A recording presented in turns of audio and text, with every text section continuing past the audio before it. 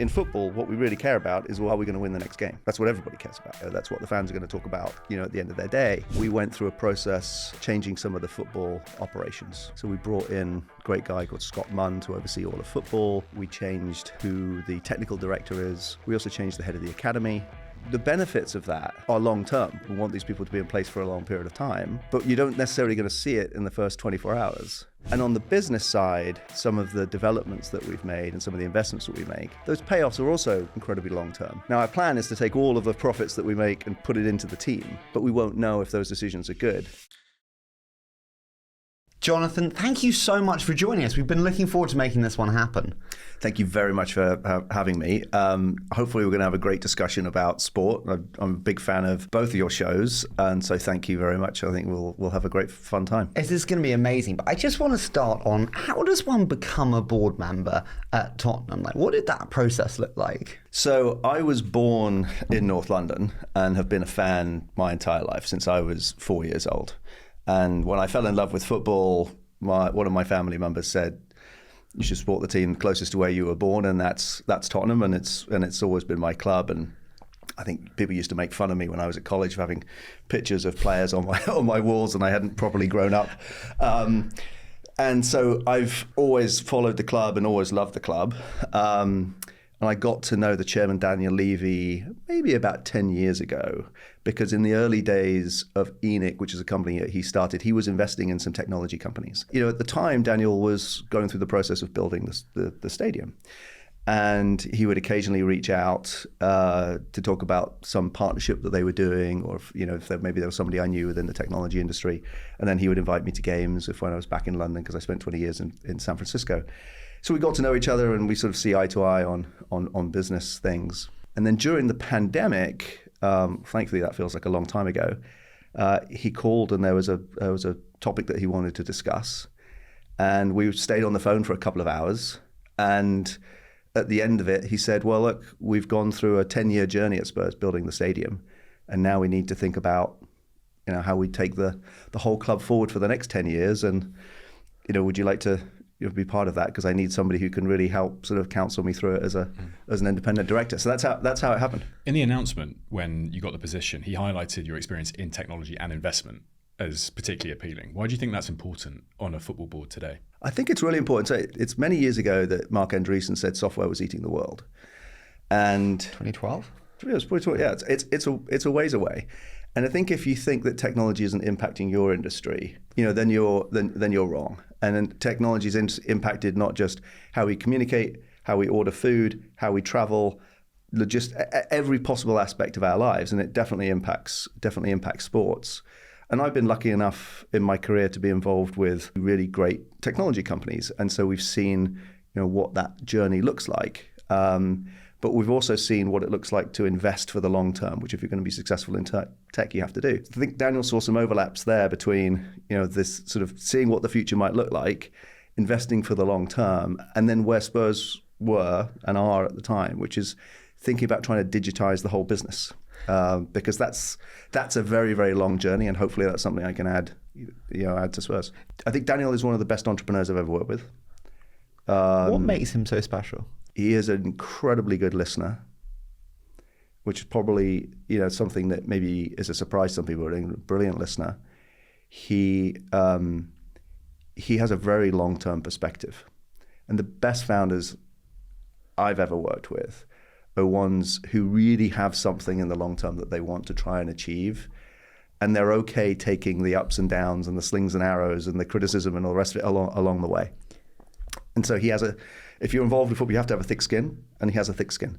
He is a very kind and generous person, so it's good to be around. But the other thing is that he works amazingly hard. If I'm in California and I call him at 2:00 in the morning in London, I'll get one of two things. Either he'll pick up the phone and say, "Hi, how are you?" Or he'll send me a text saying, "I'm just on the other line, I'll call you back." That's unusual in any industry, but it is a 24/7 business, and so therefore a great pleasure to be around and contribute as well as I can. Is being a board member at Spurs what you thought it would be? Well, it's great when we win, and it's not so great when we lose, because I think Steve Pagliuca, when he was on your show, said, if the team wins, the players and the coach are great, and they deserve all the credit because they're the ones who develop the performance. But you also have to take the responsibility if things don't go well, and that responsibility, is a really significant one. And when I joined, Donna Cullen, who's been involved with Spurs for a very long time, some of you may know, said, you won't realize what the public eye really looks like, until you've been around here for a little while longer. So I thought, no, of course I know that. And then I think Donna told me that at some point there's a story written about the club every minute of every day, or every 30 seconds of every day, somewhere along. So you have that level of scrutiny. And I didn't know, I sort of knew that going in, but I didn't really appreciate it. So those are the two things that are probably slightly different. Does that level of scrutiny impact your decision making? I mean, Pagliuca said actually the hardest thing is to keep an independent mind in the face of public scrutiny, to not let it impact your decision making and how you feel. How do you find that? The thing that is very telling to me about sports and football in general is we're all passionate about it. We're all fans around the table, but you just have to put that to one side when you're making decisions. But a lot of the decisions that we're involved with, they're long cycle decisions. In football, what we really care about is, well, are we going to win the next game? That's what everybody cares about. That's what's on talk radio. That's what the fans are going to talk about, at the end of their day. But we don't impact whether we won the game or we lost the game. The only thing you can do from a board is make long-range decisions. So I'll give you an example. We went through a process in 2023 around changing some of the football operations. So we brought in Scott Munn to oversee all of football. We changed who the technical director is. We have a fabulous talent called Johan Lange, who's there now. We also changed the head of the academy.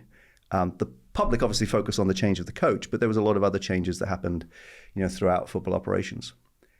The benefits of that are long term. We hope and want these people to be in place for a long period of time, but you don't necessarily going to see it in the first 24 hours.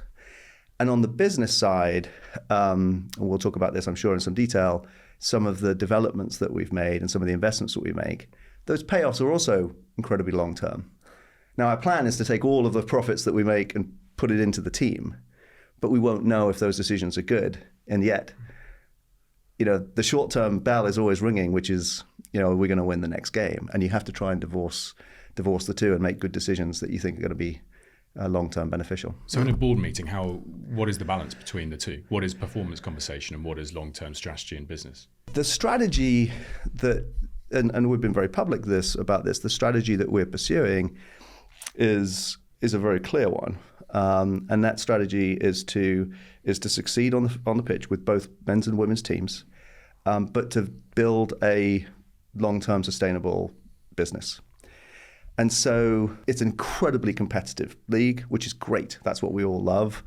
We're not frightened of the competition. But we're also up against some very different competitors, some of which have a lot more capital than we do, and we have to find a way to compete against them. So the strategy, or the mission, if you will, is very, very clear. We want success on the pitch, but you have to balance the preservation of what is not just a company, but is a franchise and an institution that matters immensely, not just to the fans, but within the community. So what we're really focused on is not sort of the mission, but it's more about, well, how do we execute the business plan in the optimal way to deliver that success? And that's through the investments that we make. So we may make a very deep investment in the technology side of the business, because we think that will deliver a great fan experience. And the better the fan experience, the better the engagement with the fans, et cetera, et cetera, et cetera. And that ultimately creates value across all areas. Same if we are, you probably saw that, long-term project of Daniel's was the Formula One karting. That didn't just happen overnight. That was I think it may have taken 10 years from initial idea to actually, bring it to fruition. Do you want to explain that quickly? We opened a go-karting experience underneath the stadium in February. If you haven't done it, you absolutely should. Both my kids had their birthday parties there, but a lot of corporates are now enjoying their sort of retreats, and it's a fantastic experience. They're all electric carts. It was done in combination with Formula One, who I think when they first heard about the idea were a bit, why would we do a partnership with a football team? But then when you spend time on it, it creates a huge amount of value. Now, why does that make sense? It's a small events business in some ways. It makes sense because what we're trying to do is bring more people to the stadium and use the stadium more. And then to the extent that business is profitable, we invested in it over a long period of time. We can take the profits from that and we can put it back into football. That's the plan, but it's a lot of long-range planning. Look, so much of the success of Spurs over the last few years, particularly off the field, has come from the project of the new stadium. And you mentioned it a couple of times already. I think before we go any further, can you explain a little bit about the process to build the new Tottenham Hotspur Stadium and what it actually has done for the club, having one of the best football grounds in the world?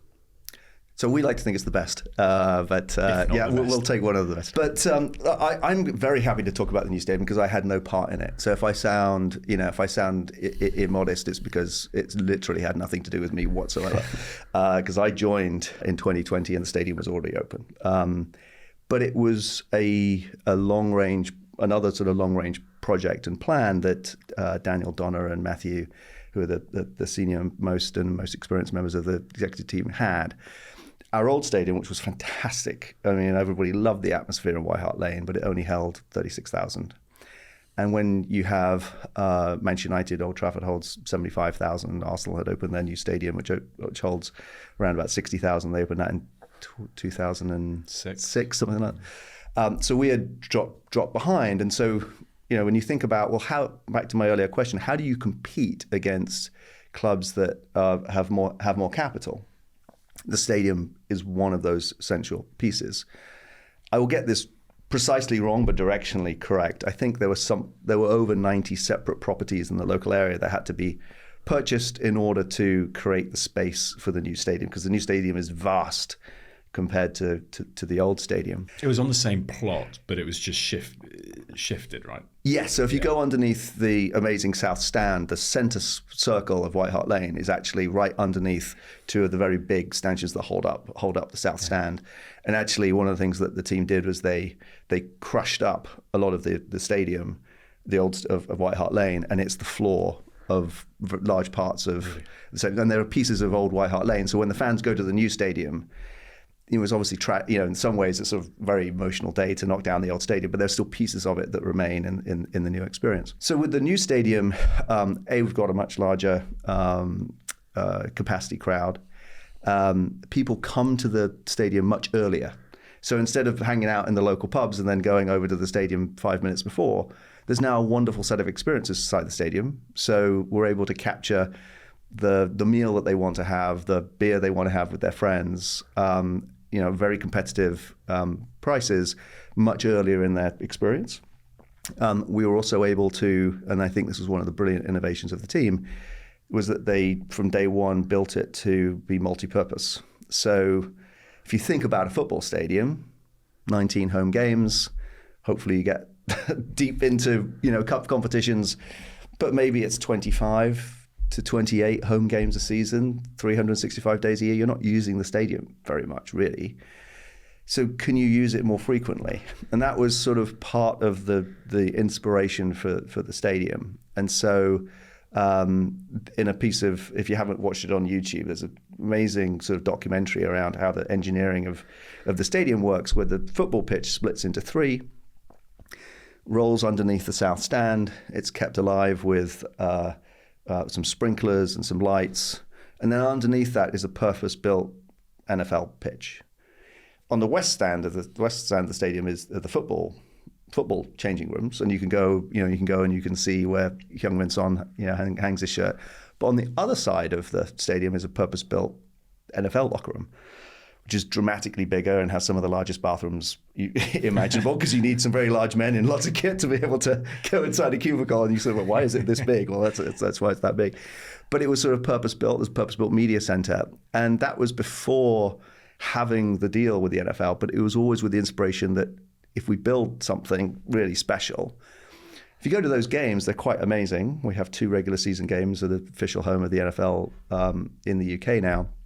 And it's been a great experience. Well, on that level, we can also put down, you can cover that level relatively easily. So we've had boxing, we had Beyonce 5 days last year. And so we're trying to add other concerts and other things. So you add up sort of the match day income, and then you start to say, okay, well, the income from that stadium looks radically different from White Hart Lane. Sorry, I can talk about Spurs all day long.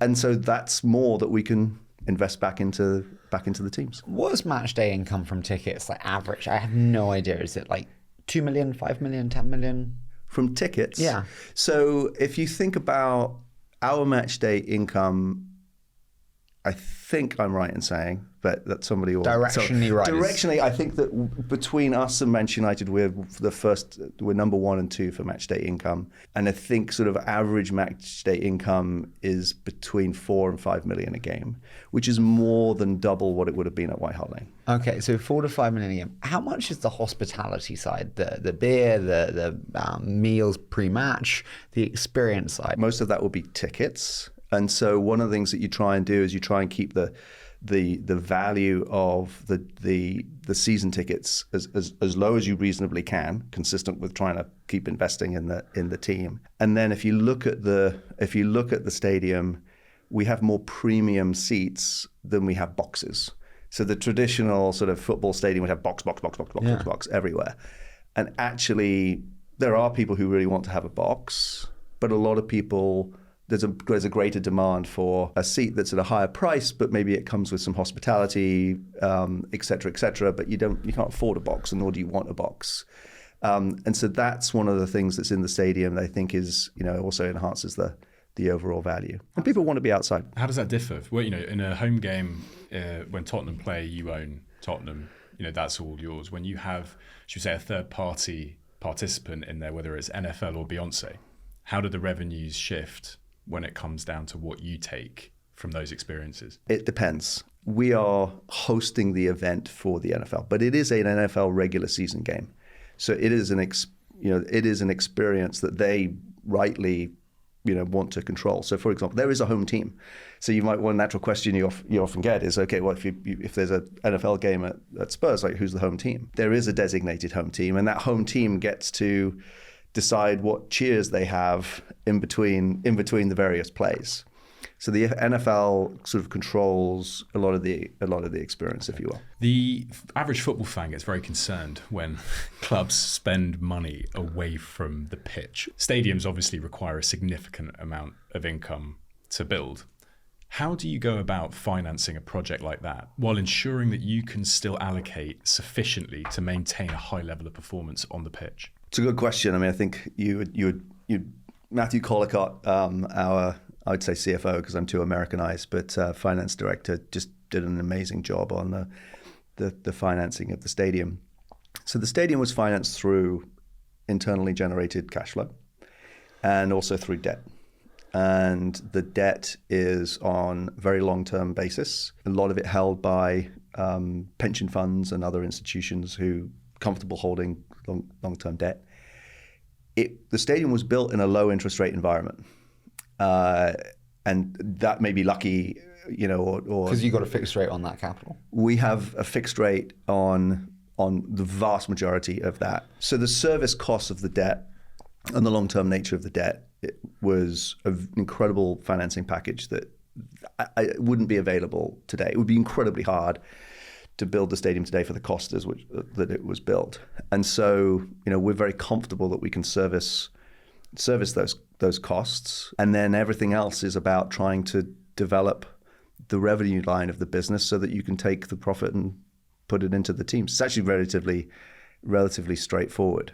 If you were going to do it today, construction costs are higher, inflation's higher, cost of interest is higher, because it was pretty hard to do in the first place, but I think it'd be a harder exercise. Well, we had Ivan Gazidis on the show who came into Arsenal when the Emirates had really just been built and opened, and the challenges that they had as a club trying to then spend the money in areas of the team when also trying to then cover the costs of the stadium that had just been built. I remember him saying was really challenging, and the communication to the fans was the most crucial part of that. Do you feel like the fans have really bought into this new Tottenham Hotspur experience? Because as you've highlighted, the sentimentality of White Hart Lane was so incredible. I think that the atmosphere inside the stadium is fantastic. I think I'll speak as a fan, not as a board director. I think that the job that Daniel and Donna and Matthew and team did to build the stadium and position Spurs as it is was fantastic, absolutely incredible business achievement. Very accomplished entrepreneurs to do that, because it's just not straightforward. I think what the fans should want, and I want as a fan, is success, but knowing that you've got this sacred custodian role where the franchise must be protected, right? I want my grandchildren and great grandchildren to be Spurs fans and go to games and feel the same pride in it that everybody else does. And you have to acknowledge just how much the club means to lots of people. It's really, really, really important.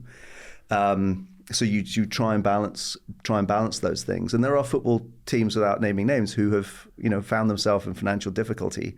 And when you are in financial difficulty, it's very, very hard to get out. So we're very aware of that. But I think when the stadium is alive, when we're playing well and playing our brand of football and winning, I feel like the fans are completely with us. At least I hope that's the case. When we think about the revenue drivers, we have 19 games a season, say 4 or 5 million. There's 95 million there in like domestic home games. What are the other revenue drivers that make up the balance sheet? So we are very lucky. We have two very, very supportive long-term partners in Nike and AIA. And we've had them for a long period of time. And one of the philosophical approaches that the club has, which I fully support, is to try and have really high quality, really long-term partnerships. And those two... Is that atypical for football? Do most people not have that? The big clubs have got...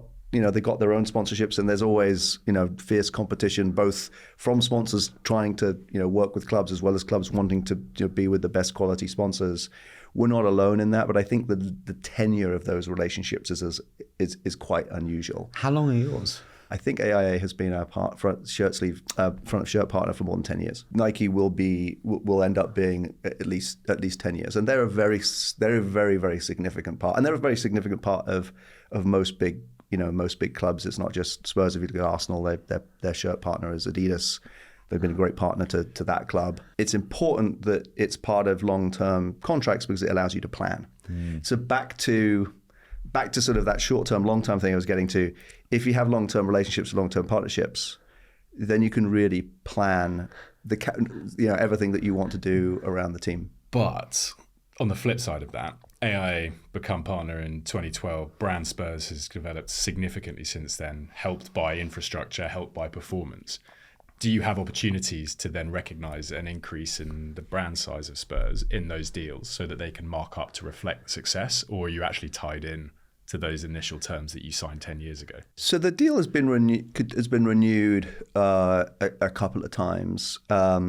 And the market obviously evolves. I think if you asked Stuart from AIA and his leadership team, they'd be very, very pleased. You have to be able to deliver value to them. How do they measure value? It varies very much by company. Most sponsors, and I'm not in charge of sponsorship, so you could ask people who are much closer to the business.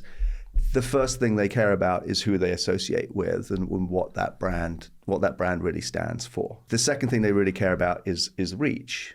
Now, one of the things that we like to say at Tottenham, even if you're associated with the football side, you have exposure to other sports as well, which is really attractive. And there's nothing really with the global reach of the Premier League. I think sort of the fastest growing sports still are football and basketball around the world. And so there just aren't that many clubs of a size where if you really want to have if you're a really global business and you want to connect to people, that you can associate with. We talk about it quite a lot on the show, which is the disparity between revenue and brand size or brand recognition. And football in the Premier League in particular, you see clubs going now or valued at 7+ billion. But the revenues they generate will be 700 million. Do you talk about in the boardroom how you can create more and more value out of your fans, out of your experiences that you provide, out of the badge, to ensure that you create the kind of wealth and value in the club that is worthy of a brand of that size? I think it's still very, very early in the relationship between clubs and their fans, more broadly defined, actually. You can count it in lots of different ways, and there's no specific science. Sadly, we don't have as many fans as Manchester United, but hopefully one day we'll catch them. But roughly, we think we have 200 million fans around the world. 200 million? 200 million fans around the world. Manchester United would be significantly higher than that. But a lot of the top teams, and this ranges from the people who live and breathe every moment of the day to the people who would say, I have a team that I follow in the Premier League and it's Spurs. How do you measure the 200 million? What to use an accurate way of doing? There's no perfectly accurate way. I think the point is it's a very, very large number. And if you look at it, so I first moved to California in the year 2000. And if you ask somebody in California in the year 2000, do you have a Premier League team that you follow? Maybe 1 in 20 would say yes. And that's California, which is where football, soccer is a huge sport. If you ask people today, my guess is it's 4 in 10. I'd say even more, probably, actually. And in the younger groups, it's probably 7 to 8 in 10. Right? So the adoption of the game just in the United States is extra. And it's the same in other parts of the world. I can travel around any airport, anywhere in the world, and it won't take too long before I see somebody wearing a Spurs hat, Spurs shirt, something. It's absolutely everywhere. And that's great, but it is very concentrated on the Premier League. And so what we think about is, well, how do we create great experiences for them? How do we create a better connection for them to the club, to the kid who's sitting on a plastic chair, with 12 other people watching a TV somewhere in Africa or in Asia who loves Spurs. We want him to be as much of a fan as well as the kids in my son's class in North London. Of those 200 million, let's say, just use that number just for the sake of argument, a very small number of that is in the UK. So how do we build great experiences for them where they get closer and closer and closer to the club? Many of them will never come to a game. Many of whom can't, they won't buy a shirt. Many of whom just want to find some engagement with them. So we're going to try and build experiences for them across, where they spend their time that resonates with them. I think the interesting question is more like, actually, when you look at the kind of entrance of large PE providers and large financial institutions into sports buying more broadly, are we going to see this kind of plateauing effect on the enterprise value of sports teams? And actually, can sports teams be worth over $10 billion? I'm just intrigued. Do you think we have reached an asymptote of what we actually see sports team value as? Or will we see a sports team in 10 years that's worth 25 billion? So I don't think about the value of teams, and we certainly don't at Spurs. We just think about how can we run the business in the best way. If you ask Jeff Bezos, did you think about the value of building at Amazon? He would never say, oh, I thought I could build a business worth X. He just said, I thought, I'm going to try and build the biggest business I possibly can. So the answer to your question, which is a very uninspiring answer, is we won't know until this plays out, right? I think that the game will continue to be immensely popular around the world, but they don't necessarily have a great way to interact with the Premier League and top Premier League clubs. So how do you do that? I think that's still an open playing field. What that turns into in terms of value, Harry, no idea.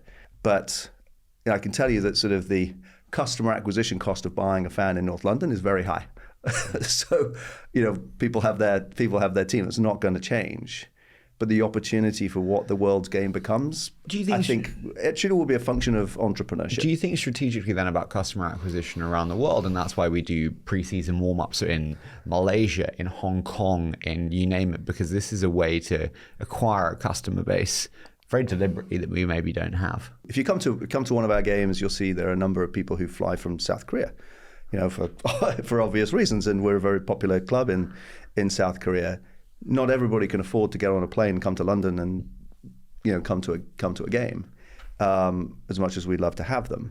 So those fans matter a lot, and For them, I think I'm right in saying there were over 85,000 people in Melbourne to watch the game we played against Newcastle. So that got a lot of that was a controversial game because it was 2 days after the end of the season and players were then off to Australia to go and play it. The issue with playing with places like Australia and Malaysia and the other places you mentioned is it's quite a long way. And if you look at the football calendar, that we're how many days away from the start of the Euros? A week, yeah. How long does it feel like since we finished the end of the season? Not long. Pre-season will start for some players, not those who finish at the end of the Euros, very shortly after the end of the year. There are very few times. So I don't want to get into sort of the controversy of that particular game, but if you're going to go to some of these places, there aren't that many windows just within 12 calendar months. We're going to go play in Japan this summer, and we would love to go play there every year, but it's just not possible. But it is really important for us to go and be in those areas for those fans. One key way access for the Premier League has been so successful is its media rights deals globally, and that has been one of the fundamental kind of causes of its global success. What do you think about the current structure and media rights landscape within the English Premier League and how it's enabled the clubs to be so successful? So from my role, that's definitely an output, not an input, because the Premier League negotiates those rights, and they've done a pretty incredible job. A lot of the growth in those rights has come internationally, particularly in the United States for the reason that we talked about, but there should be hopefully additional growth. I think for the fact that those deals are getting internationally sort of renewed at higher rates means that there's just more demand internationally. They're pretty long term in nature, so they're often 3-4 year kind of thing. So back to sort of the planning, it's sort of an output from our perspective because we don't know where we're going to finish in the league, but within a parameter what the media rights are going to roughly be, and then that allows you to plan for the next season and the season thereafter. That's the key thing. I think if you just look at the quality of the product in the Premier League, it is astounding. It is an absolutely astounding product, and it just gets better and better every year. I mean, I'm not trying to do an advertisement for the Premier League, but if you say, if you looked at the physical exertion of players on any metric, and you compare this year versus 2 years ago, 5 years ago, 10 years ago, when pressing first came in, we thought, wow, this is a little bit different. Now most teams will press to a significant degree, but the physical exertion on players to do that is pretty extreme. But from a viewing perspective, that high risk approach is great. Is great watching. So, and if you look at I think there was a record number of goals in the Premier League this year. So the quality of the product keeps going up. When we think about volatility of team dominance, how important is the fluidity of dominance of teams for a league? So that would be a great question for the advertisers and and those people who really look at sort of in detail the rights. For us, we're just trying to win. It's as simple as that. And obviously, to some degree, the more volatility there is, the better that is. I think that the level of competition in the Premier League, you can see it if a performance level drops just slightly. Whatever position you are, whatever club you are, you can have a dramatic output. I remember a few years ago, a fantastic Liverpool team went away to Watford on the last day of the season and lost. And Watford were already relegated, but played their hearts out and played a great game of football and beat a fantastic football team. And that, I think, is the essence of the Premier League, and that's what people really love. And on any given weekend, when you pull up the results in the Premier League on your app, there's nearly always a surprise.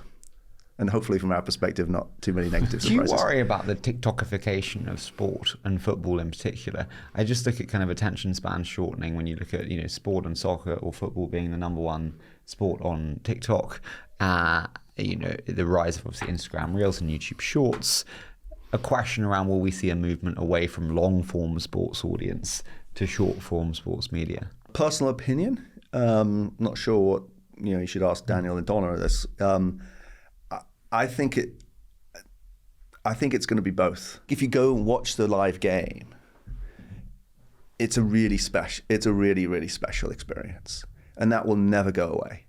And I think the more people who can experience that and get closer to experiencing that even if you're not physically there, I think the product on TV and the experiences around it can get better and better and better. I mean, this is part of the digitization of the game that I think is super important.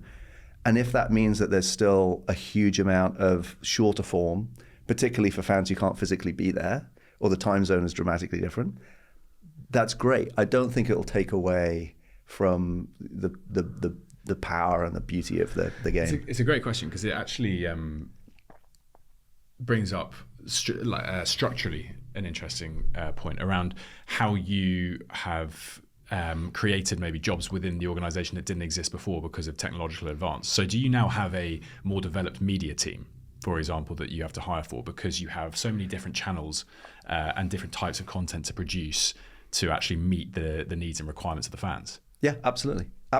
And I think it's a really key point around the business, because the traditional linear business of, you're on TV, you may or may not get to see it depending on whether you have the package or they air the game, match of the day, and the newspaper, right? That has just been fragmented like all forms of media now. And so you have to invest, exactly to your point, Charlie, in ways in which you can bring that media in an engaging way to whatever form that the fan is in. And if the fan is on TikTok, fine. If the fan, wants to go directly to our app or our website, fine.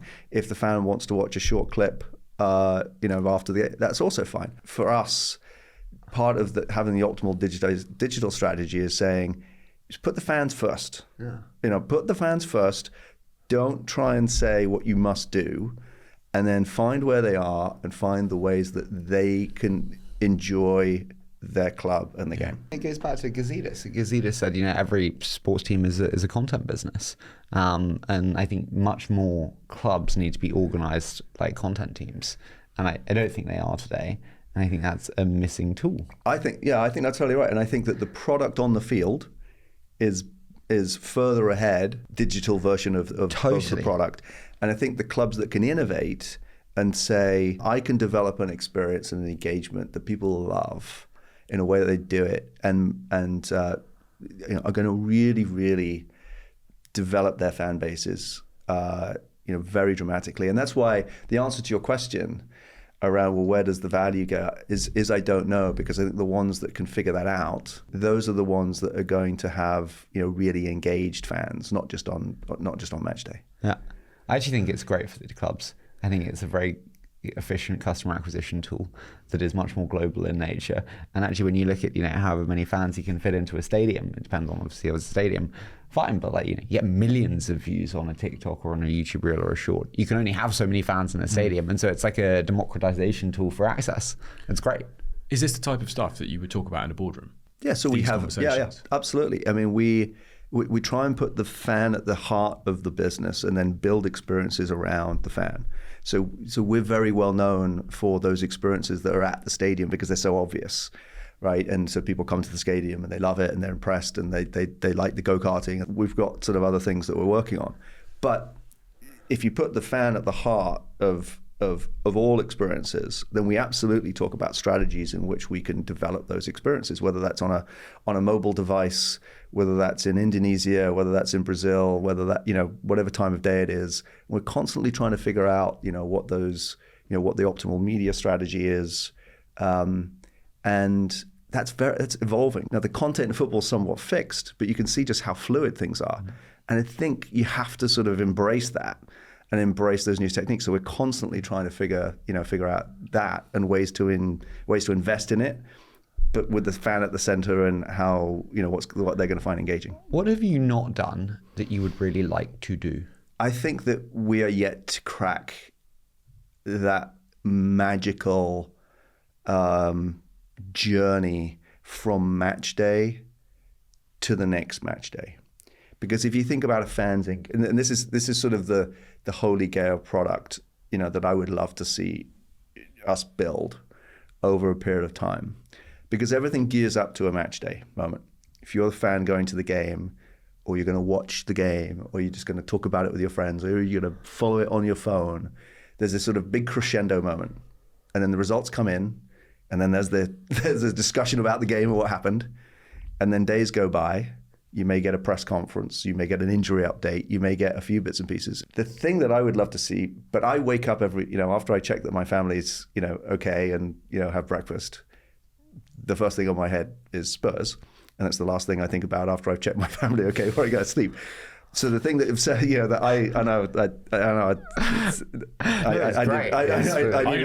I need a shrink. Just take out the family bit for me. Except you're not a board member. They get it more still. But I would love us to develop that sort of beautiful experience for fans, whether they come to the game or don't come to the game, that is a week-long experience. That's sort of my, football tech Holy Grail, if you will. So you want more touch points throughout basically a week where you can keep them captivated, engaged, and getting value from the interaction. This is where I think that there's so much to be done in actually the personal brands of the players. Like I think there would be such appetite for players to do what I eat in a day, my training session in a week, how I spend the day around Tottenham training ground, taking you behind the scenes of the life of their footballers, their favourite heroes. I think there's still so much to be done there. I think Tottenham have a fan account, or one of your content people does short form videos where they basically stand in the hallway and interview people. It's very well done, actually. Yeah, we often do, where they're coming into training. This is where, this sort of iteration around content. Now, the players come first, right? So the football side decides what is in the interest of football, and winning football matches is priority number one, right? So if we're going to do things around the players, then you can't absorb an inappropriate amount of their time. But we did this. Donna and her team did this thing where the players came in through the reception and they had to show what was on their home screen. Yeah. Love this. Now, that was an amazing piece of content, because if you're a fan, I know what James Maddison has on his home screen. Yeah. That's pretty cool.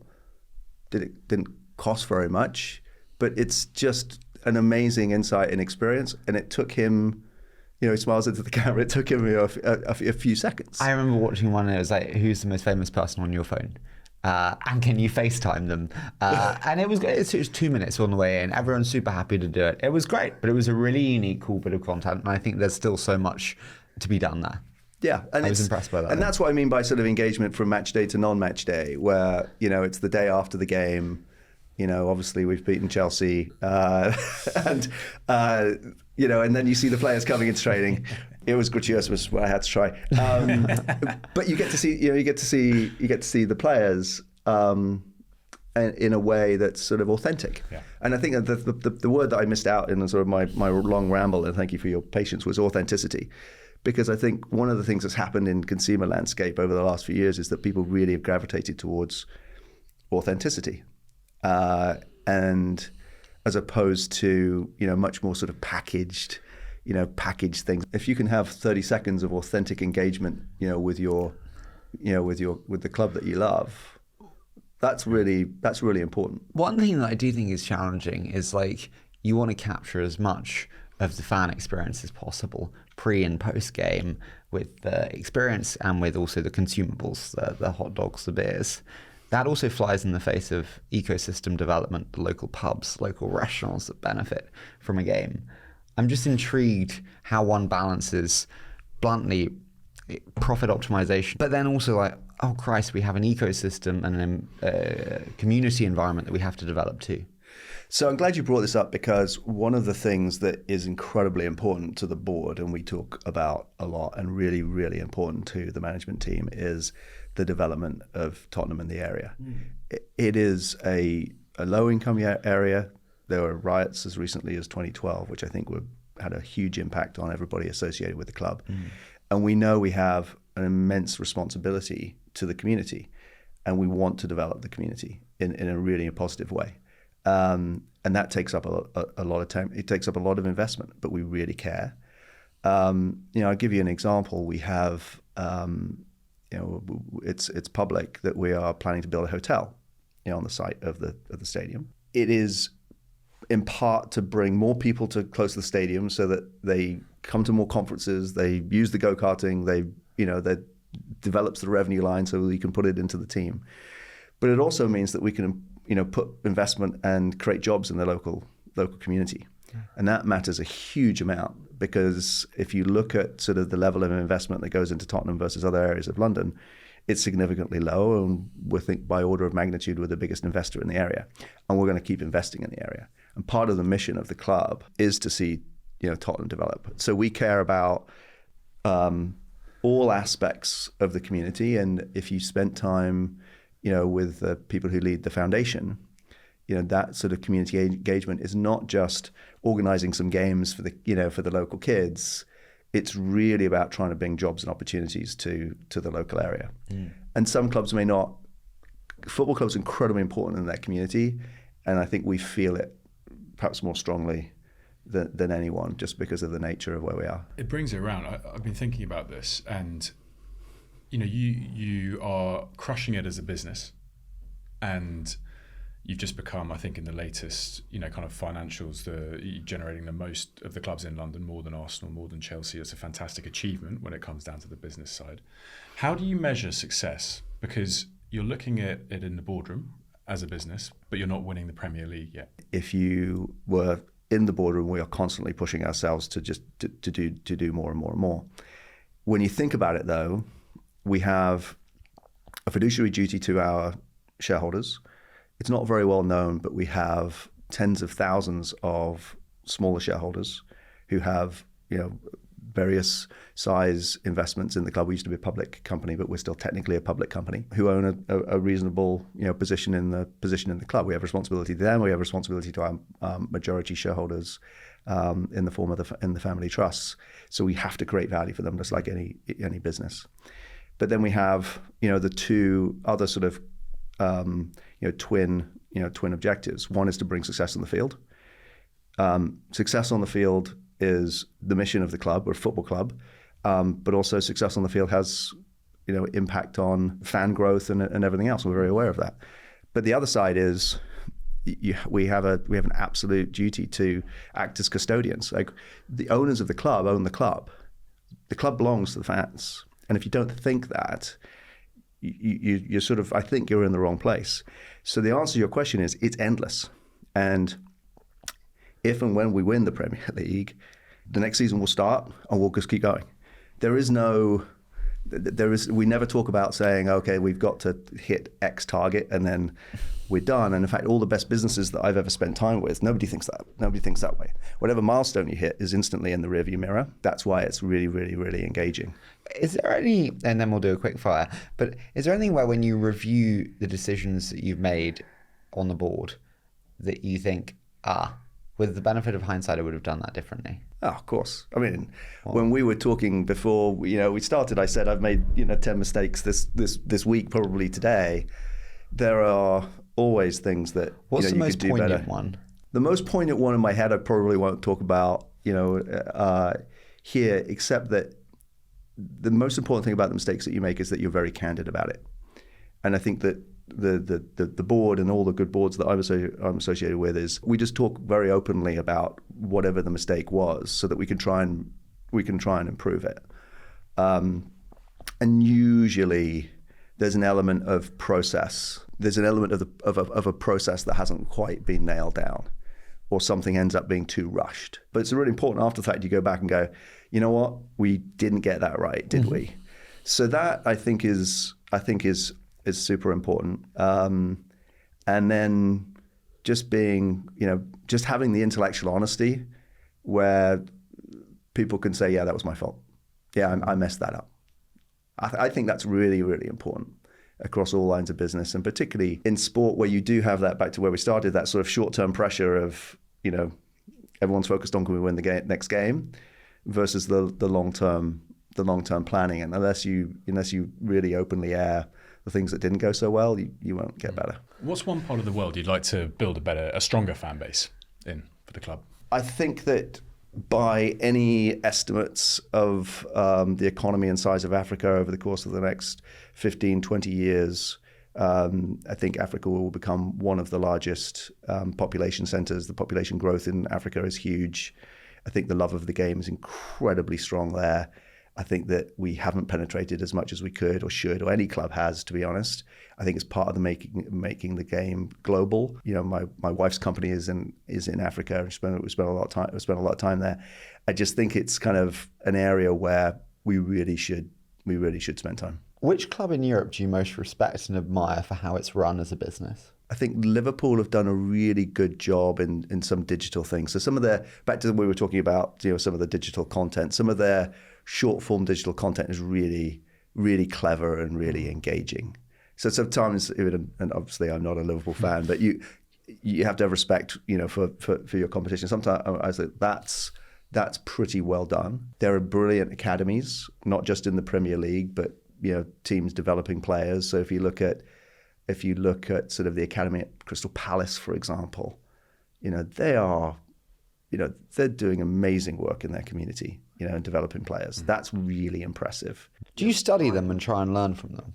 Yeah. I mean, you have to in all areas of, or areas of the business. If you don't understand what your competition's doing and evaluate it and decide, you know. But the word that we always, you know, one word or concept that we try and use at Spurs all the time is leapfrogging. Like we don't want to be aware of what the competition is, but if you're copying the competition, you're definitely going to finish behind because they're going to evolve. So if you catch up to where they were today, it'll be, you know, you're behind. So we like to think, and this is where, you know, not everything works, but we like to think that we'll watch what's going on in the market, but try and do something different. Again, like we don't have as much capital as everybody else, the ones we're trying to compete with. So we've got to try and do something different. You're a fan, not a board member here. I'll take you back to one moment as a fan. What would it be?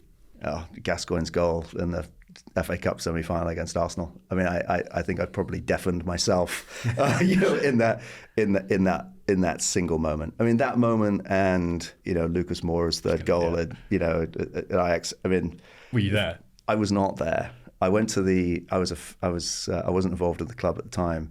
So in a sort of admission, I actually couldn't get a ticket to go to the final. You couldn't get a ticket? I wasn't involved with the club, but right.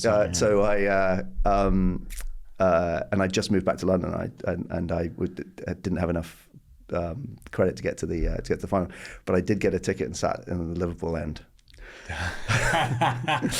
Which was one of the more excruciating. That's the big reveal. This is the big reveal. Stuck in the Liverpool end for the. So I was stuck in the Liverpool end for the Champions League final, and that's tough. I can promise you I didn't cheer. But yeah, I think those two moments were special. But we've had some incredibly special moments over the, my lifetime as a fan. We want to have more, and we've had some great ones in the last 10 years, and that's the joy of the sport. How are decisions made on a board? Is it like vote? Is it unanimous? I think most boards don't make votes on things.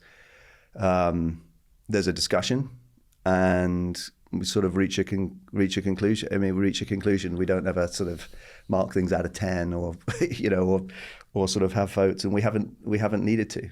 But obviously, look, in any group, you don't always agree, and that's fine. If everybody did agree all the time, then you don't have enough diversity around the table. You've obviously been exposed to now music industry, American sports. Is there anything through having the MultiPurpose Stadium that you've learnt from those different industries that you can implement within the kind of Spurs experience? I was really blown away by I'm not a boxing fan. It's not a sport I watch. It's not a sport I watch, but the razzmatazz of what they put on. I've never been to a fight in my life before. I'd never been, and I sort of went, oh my word, that's incredible.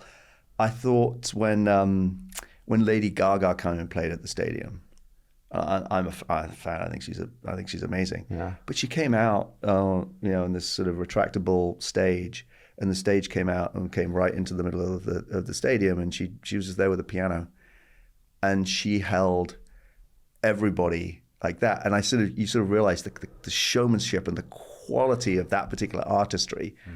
You can learn, I'm not sure exactly how you apply that to football, but you can see people at the very, very, very apex of their game just delivering experiences and joy that just absolutely incredible. Listen, many more amazing moments.